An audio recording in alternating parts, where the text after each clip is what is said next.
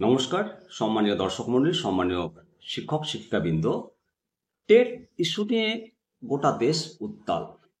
1 September 2025 মাননীয় supreme কোর্টের রায়ে 50+ শিক্ষকরা বেশি উদ্বেগে রয়েছে। কেননা টেট পাস করতে না পারলে বাধ্যতামূলক অবসরে যেতে হবে। টেট পাস করতে না পারলে RTE অ্যাক্ট লাগু হওয়ার পূর্বে নিযুক্ত শিক্ষকদের প্রত্যেককে অবসরে যেতে হবে। কারোর 20 বছর চাকরি রয়েছে, কারোর 6 বছর, কারোর 7 বছর, কারোর 8 বছর। এমত অবস্থায় আমরা উদ্বিগ্ন। আমাদের মনে প্রশ্ন যে 24শে নভেম্বর থেকে 19শে ডিসেম্বরের মধ্যে সংসদের শীতকালীন অধিবেশনের সম্ভাবনা রয়েছে। আর সেই শীতকালীন অধিবেশনে RTE অ্যাক্ট 2009 যেটা 2017তে সংশোধন হয়েছিল, সেটা আবার মাননীয় কেন্দ্র সরকার এটাকে অর্ডিন্যান্স জারির মাধ্যমে আবার সংশোধন করবেন। কিন্তু সত্যি কি শীতকালীন অধিবেশনে এটা আলোচনা হবে? অর্ডিন্যান্স জারি করে সম্ভাবনা বদলের কতটা? এই নিয়েই আজকে আলোচনা করব আপনাদের সঙ্গে। আমি শিবরাম সরকার, নিমতিদা দর্শন।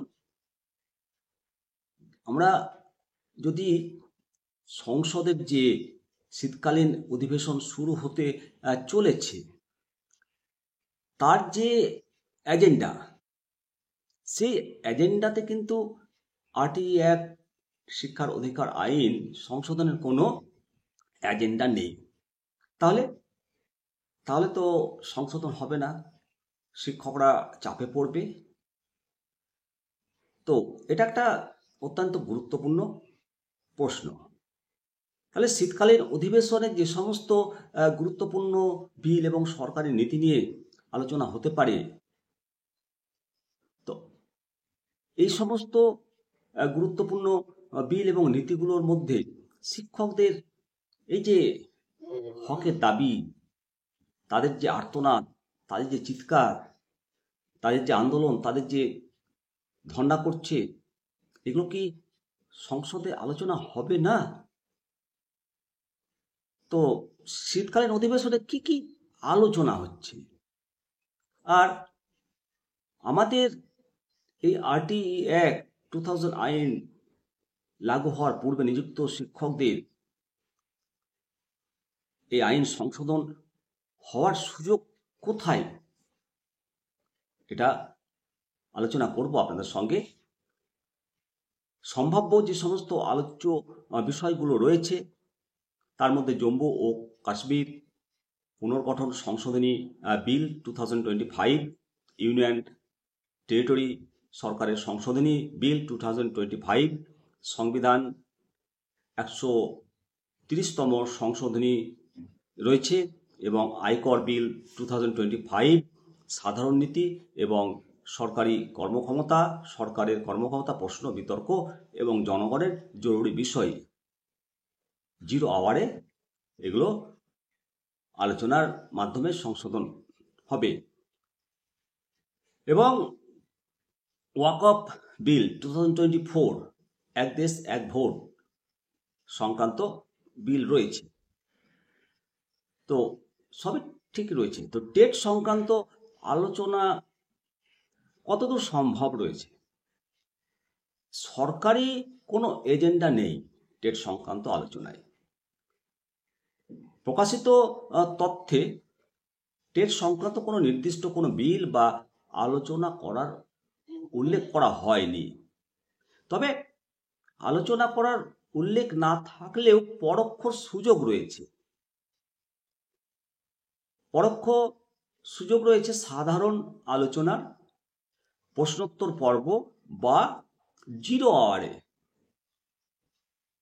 আওয়ারের মতো যে প্রক্রিয়ায়, এই প্রক্রিয়ার মাধ্যমে সাংসদরা টেট সংক্রান্ত বিষয় উপস্থাপন করতে পারেন।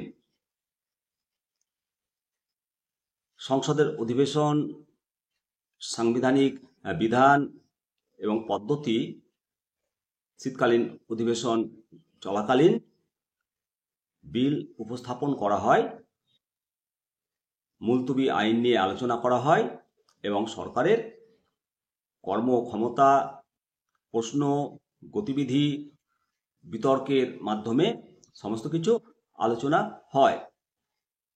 এরই পরিপ্রেক্ষিতে সংসদের শীতকালীন অধিবেশনে মন্ত্রীরা চাইলে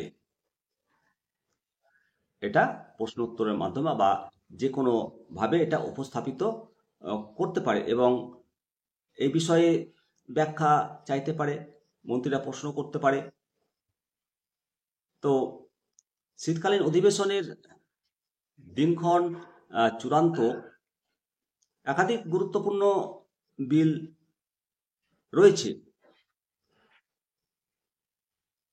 তো আমাদের যে শিক্ষার অধিকার আইন, শিক্ষকদের এই স্বার্থ, এটা যদি সাংসদরা প্রশ্নোত্তরের মাধ্যমে সংসদে উপস্থাপিত করেন, আর এটা নিশ্চয় করবেন, কারণ এটা দেশব্যাপী আন্দোলন চলছে, নিঃসন্দেহে এটা করবে। এবং আমার নিজের মনে হচ্ছে যে হয়তো কেন্দ্র সরকার এটাকে একটা ছোট্ট ঘটনা বলে মনে করছেন, সেই জন্য এটা এজেন্ডায় রাখেননি। এবং সরকারও হয়তো চাইছেন, যেহেতু সরকারই 2017-তে এটা সংশোধন করেছেন, সেই জন্য সরকার নিজে থেকে এটাকে এজেন্ডায় রাখেনি। যখন সমস্ত সাংসদরা বা অধিকাংশ সাংসদরা এটা নিয়ে সওয়াল করবেন প্রশ্নোত্তর পর্বে বা 0 আওয়ার্সে, তখন এটা অর্ডিন্যান্স জারি করতে সুবিধা হবে। আপনারা কি মনে করেন? অবশ্যই আপনাদের মতামত জানান। আর এই সংশোধনটা আরও সহজভাবে হবে যখন আমরা আমাদের নিজেদের দাবির সপক্ষে না আরও জোরালো দাবি পেশ করতে পারবো, তখনই এই সংশোধনটা আরও সম্ভব হবে। আর সেই জন্যই এই জোরালো দাবি পেশ করার জন্যই